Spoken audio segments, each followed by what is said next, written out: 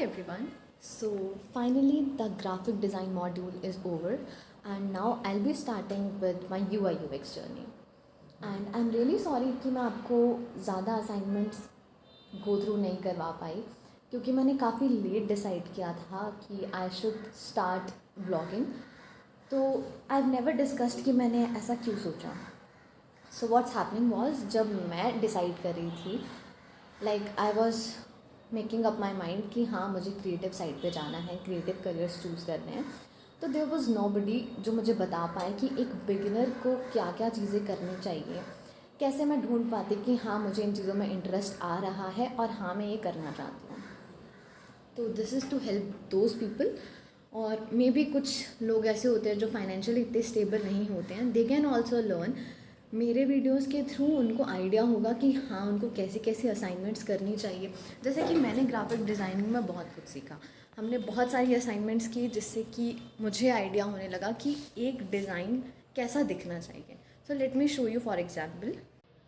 So for example मैंने इस activity में सीखा कि बैलेंस क्या होता है, कलर कॉन्ट्रास्ट क्या होता है, plus the creativity that we have used in it. तो बेसिकली हम एडोबे इलस्ट्रेटर टूल को यूज़ करना सीख रहे थे यहाँ पे.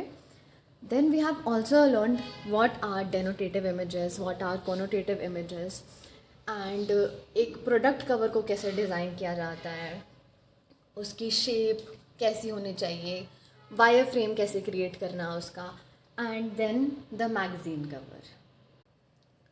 सो दैट्स ऑल जो कि मैंने ग्राफिक डिज़ाइन में सीखा. ये सब असाइनमेंट्स हमने की थी.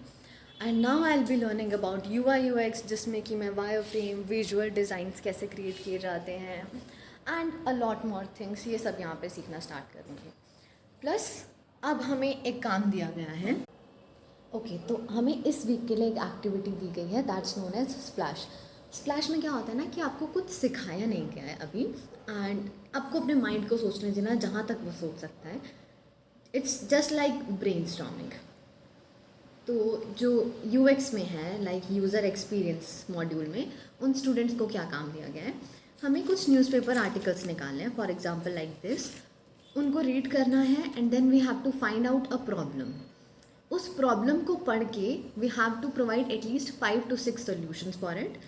तो इससे क्या होगा कि हमें जब फ्यूचर में हम किसी प्रॉब्लम पे काम कर रहे होंगे तो बहुत सारी चीज़ों की नॉलेज हो गई होगी और हम उन चीज़ों को, उन प्रॉब्लम्स को जल्दी सॉल्व कर पाएंगे. तो that's all for this video. Now देखते हैं आगे आगे हमें यूज़र एक्सपीरियंस में क्या क्या चीज़ें सिखाई जाती हैं, and I will update you with that.